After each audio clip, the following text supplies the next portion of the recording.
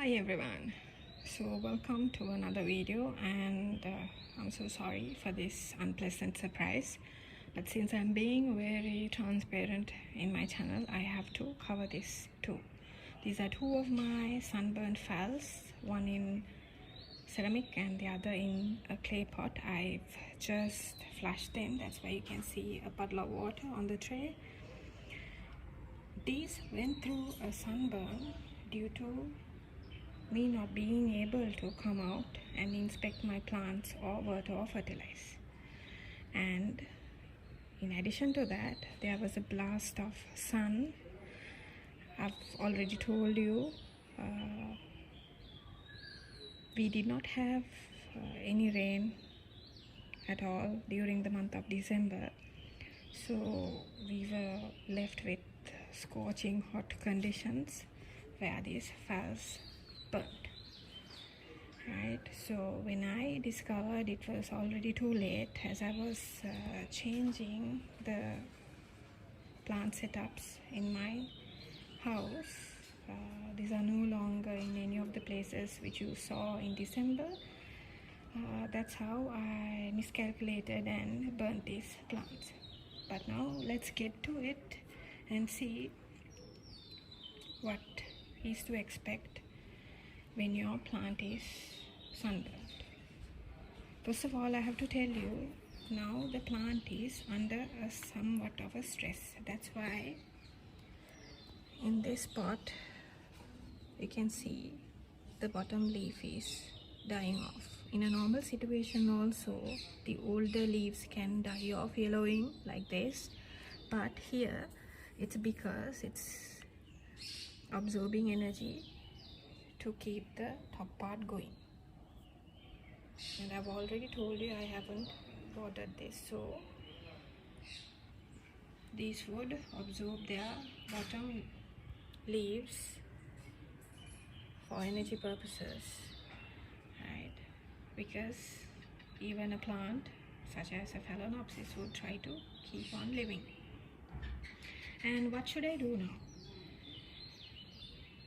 The first thing I would do is I would immediately change their positions and put them to filtered sunlight, shadier spot at all times, right? Not even direct sunlight in the morning, because the plant will not be able to survive if I further introduce this to sun damage, right? Secondly, what I should do is I should try to recover these parts, right, which already has a chance of turning back to green by spraying a high nitrogen fertilizer. When you say high nitrogen fertilizer, that is the NPK, N being the highest number in your orchid fertilizer. You can spray that every 4 days in a half strength than what is noted on the bottle, and keep on every 4 days. You can spray about 3 to 4 times and stop, right? So there is a chance these parts would turn to green again, but not these are irrevocably damaged. So the only way you are gonna get rid of these leaves are when they drop off, or you can cut them, but I do not advise you to cut them right away, because these leaves, even though they are very, not very pleasant to see, they still hold a lot of energy in them. Let the plant absorb that and then discard the leaf itself, and that would promote new roots and new leaves. However, since these phals are not in immediate danger, what I can do is watch the plant. There is a good root system on each with growing tips, so I can expect this to be on the mend. Summarizing, guys, move this to a shade, spray a high nitrogen fertilizer for a small period of time, then go back to your regular balanced fertilizer. Water every day, and water or fertilize during the morning or the evening, not when the sun is high. This is especially for my Asian friends. Keep it out of direct sun. And most importantly, other than the stress it is going on now, do not introduce further problems to the plant by watering too much or fertilizing too much, because fertilizing too much would mutate your leaves, or it would become something like this. Although this is from a sunburn,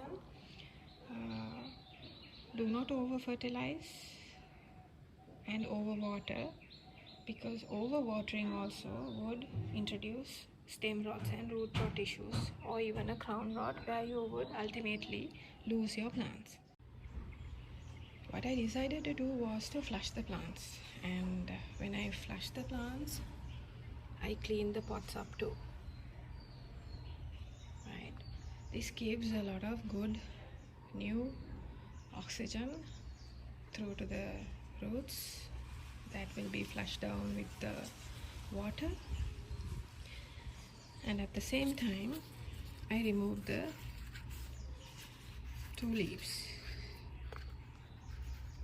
Okay, right. This was underneath this, and this was right here. And while doing that,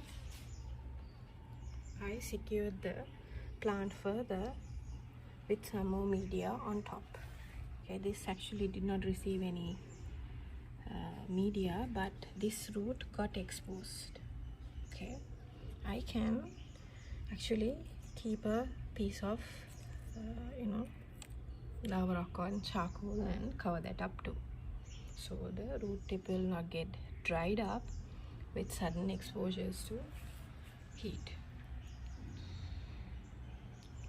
And securing the plant would take off the gap that was created by the removal of that leaf, the dried leaf. But in this process you should not shake the plant. Please be careful about that. And you can see that it has greened up a bit, right? But I feel like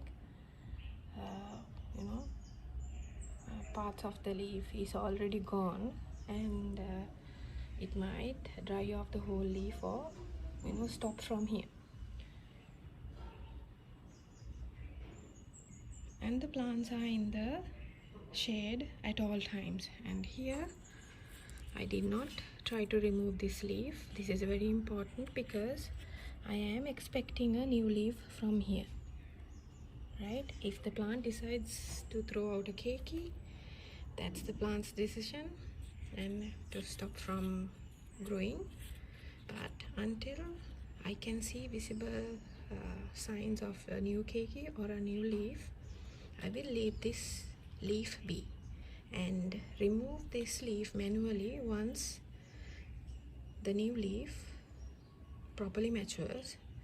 Then I do not have an ugly leaf when looking at this plant. Until then I will not remove anything. I'll just leave everything as it is and care for the plant. That is crucial, because if you try to remove this leaf, you might take off the crown too, which will totally eliminate a new leaf popping up. Okay guys, I'll update you about these plants when I do an overall account of my Phalaenopsis. Until then, thank you very much, and I hope you understood how to care for a sunburnt Phalaenopsis in your care. Correction, a sunburnt Phalaenopsis which has been already in your care. Until I address another issue on another video about phals, thank you very much for watching, and I hope you've learned something from this video. Bye bye.